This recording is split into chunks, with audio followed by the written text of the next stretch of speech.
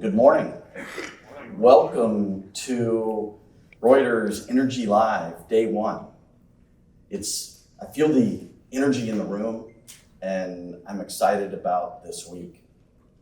And I'm Bill Newsom, President CEO for Mitsubishi Power Americas, and I wanted to take a moment and reflect.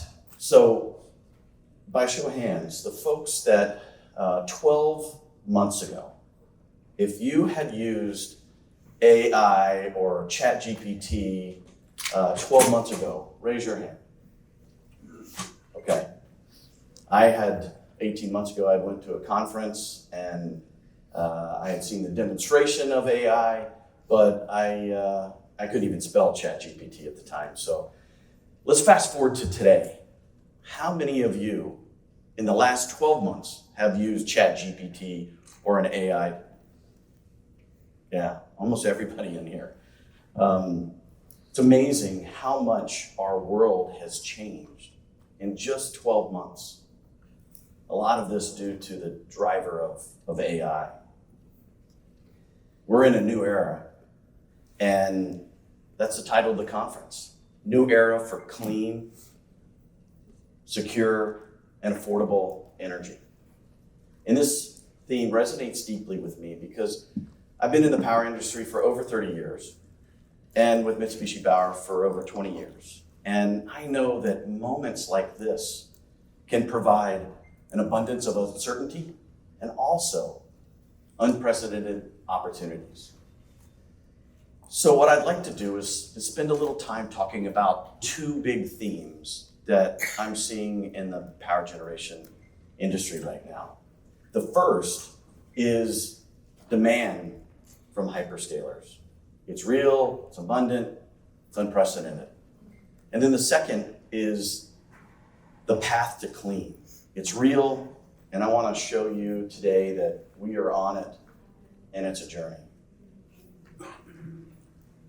So let's dig in deeper on these hyperscalers and what their demand needs are. So if you're not familiar with the term hyperscalers, they're these companies that do massive cloud computing. And the big four here on the screen, Microsoft, Google, Meta, and Amazon Web Services. By the way, they have $1 to $3 trillion market caps. And they are transforming the power generation market as we know it today. 12 months ago, we were talking about the IRA, Inflation Reduction Act, and how that was really the main driver for funding clean technologies for power generation. Today, I want to tell you that this is the new driver. The ferocious demand for electricity by these hyperscalers, and the fact that they are going to hold us accountable to a path to clean. So let's talk about the demand from these data centers. Here's a chart from EPRI over the last 30 years, from 2000 to 2030. And it's showing, the blue line with the dots is showing over the last 20 years, the traditional data centers and how much electricity was used in our traditional data centers. And then an important part here is in 2004 and going forward, you see this amazing increase in the forecast for energy that is going to be required by these AI data centers. If you look at the different forecasting models from EPRI, low, medium, and high, any one of them shows an unprecedented growth in electricity that's needed by these data centers. And I'd like to give you one more example. Recently, I met with the president of Georgia Power, Kim Green, and she was telling me about, in late December 2022, she did her IRP, Integrated Resource Plan. And it showed that in 2031, in the state of Georgia and her territory, they needed 400 megawatts additional capacity added to support growth in Georgia. 12 months later, in late 2023, she redid that IRP, and it showed in 2031 she needed 6.6 gigawatts of new generation. That's 1,550% increase in just a 12-month period. And she said 80% of that is due to data centers in the state of Georgia. So just really impressive growth for these electricity demand for these data centers. So let's talk about the second theme, the pace of demand growth. I've been traveling quite a bit lately. For the last 8 weeks, I've met with all of these companies here on the screen and more. And I say this for two perspectives. First, if you notice, there's big tech companies on here and hyperscalers. A year ago, Mitsubishi Power, I never would have met with hyperscalers. But now I've met with every single one of them, these big four. And so that just goes to show that the landscape of power generation has significantly changed in the last 12 months. And the second reason I give you this perspective is that the pace of demand growth. I've met with big tech companies, utilities, energy providers, industrial companies, all in the last 8 weeks. And the two things that I've walked away from these meetings, first is that the demand for power generation is real, and that the pace is significantly accelerated. And let me give you another example of, I recently met with a utility executive, and he was telling me about the arduous process in a utility to develop a new gas plant. It takes about 4 or 5 years, and they find a site location, get all the permits in place, regulatory approval, financing, board approval, and then 5 years later, they would go take and secure long lead items to build a new gas plant. Well, these hyperscalers have turned this utilities business process upside down. Within 12 to 18 months, he was telling me, he is putting $200 million at risk to secure long lead items in order to support the in-service date that these hyperscalers are demanding. And I thought, wow, that is a huge risk for an IOU, investor-owned utility. And then what he told me next was even more surprising. What he said was, the $200 million is a big risk, but if he doesn't do that, there's an even larger risk for his company if the data centers don't come to the states he serves, or the industrial companies don't come to those states, and it's an even larger risk. So that was really impactful for me on the fact that this market is changing rapidly. And we are in a constrained market condition. And I think the companies that have a good path and a plan and they work to mitigate the risk are going to be the ones that are able to secure in-service dates and be able to make sure economic growth happens in the states that they're supporting. So let's talk a little bit about a path to clean, the second theme. I recently traveled to Delta Blues, where this is a site that we're shutting down a coal and oil-fired steam facility. It's been in operation for 50 years. And Entergy is investing $1.2 billion to build a gas plant in Mississippi, in an area that is starving for economic growth. And there's a hyperscaler behind Entergy, willing to pay for cleaner electrons.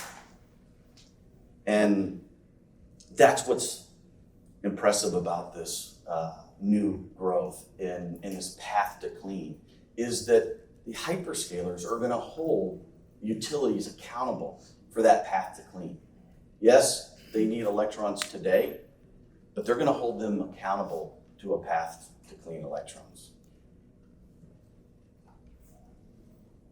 Well, let's talk a little bit about the path to clean. When you hear it is a balancing act, and we need to balance clean, secure, and affordable. And that's a tough balancing act today. We must be pragmatic, and the economics have to work. We have to solve that math problem. But one of the challenges we have is that the cost of clean is not where it needs to be today. And if we look back at history, the last 20 years, our electric grid, we've reduced the CO2 emissions by almost 50%. And how did we do that? We did it by shutting down coal, replacing with natural gas, and adding renewables. And we use technology to solve that problem and help us with the math problem to deliver both clean and economical power. And that's where we're at today, is we need to come up with the solutions for technologies to come down that cost curve and make clean technologies economical.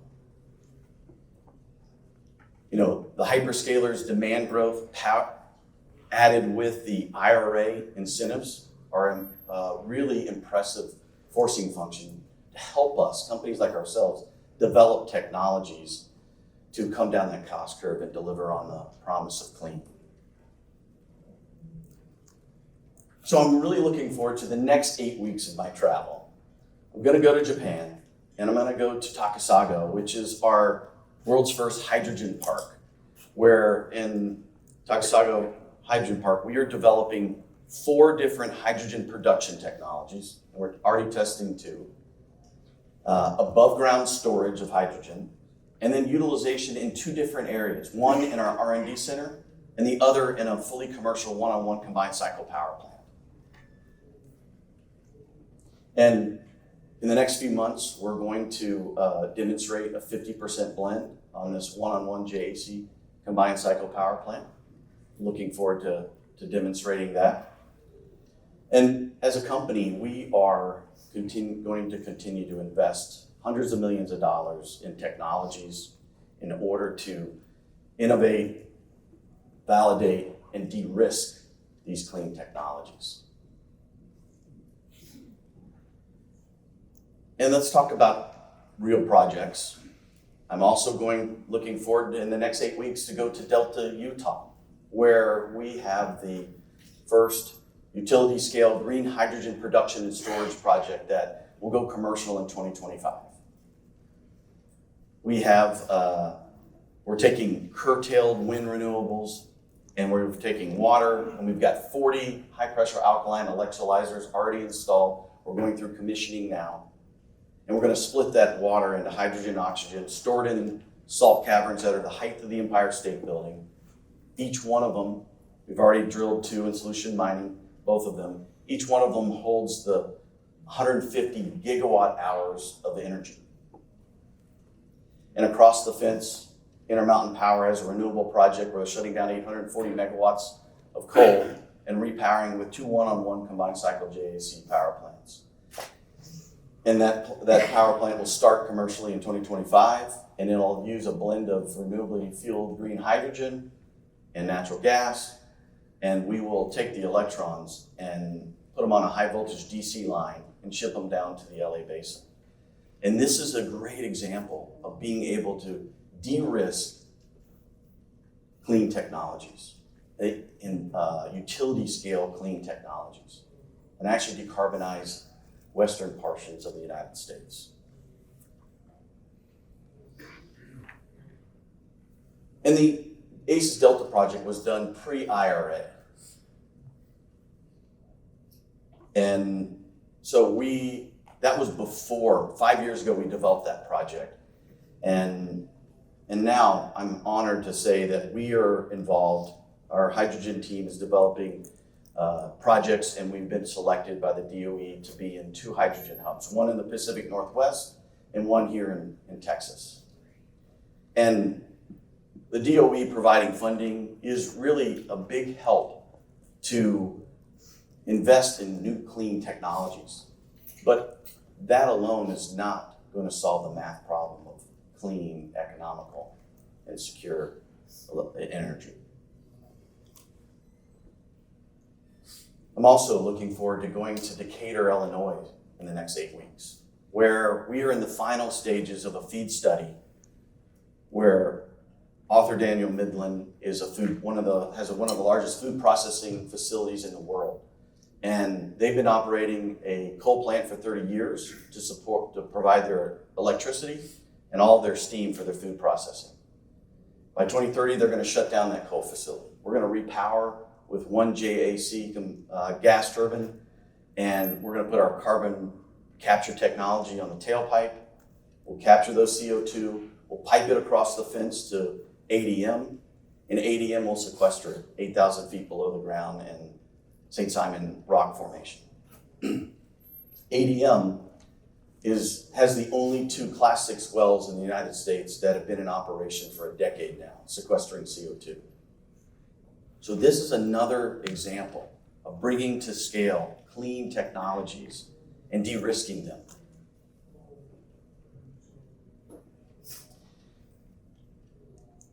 I'm proud of my team for all the hard work we have already done on this path to clean. And the company I work for is we're investing hundreds of millions of dollars to develop technologies for tomorrow. And we're going to continue to invest in our people, making sure we're developing skills for innovation. We're also going to stay close to our customers and make sure we're listening to what their needs are and their timeframe decarbonization, so we can make sure we're providing the right products and solutions for their decarbonization journey. We're going to continue to execute with excellence. And I think executing with excellence in this new era is going to be even more important as we bring new technologies to scale and we work on this accelerated pace and demand. We're going to have to execute well. So we're going to continue to focus on delivering on those promises. Our company is going to continue to invest in technologies, test and verify. As a company, we're committed to net zero by 2040. And I know everyone in this room is committed to this path to clean. So I asked you earlier to look back 12 months and think about the amazing improvements we've had with the advent of AI. Now I ask you to think about the next 12 months, coming back here, and how much will we progress in the next 12 months, thanks to incredible work, collaboration that we're all doing in this new era together. So thank you for your time. I look forward to seeing you later this week.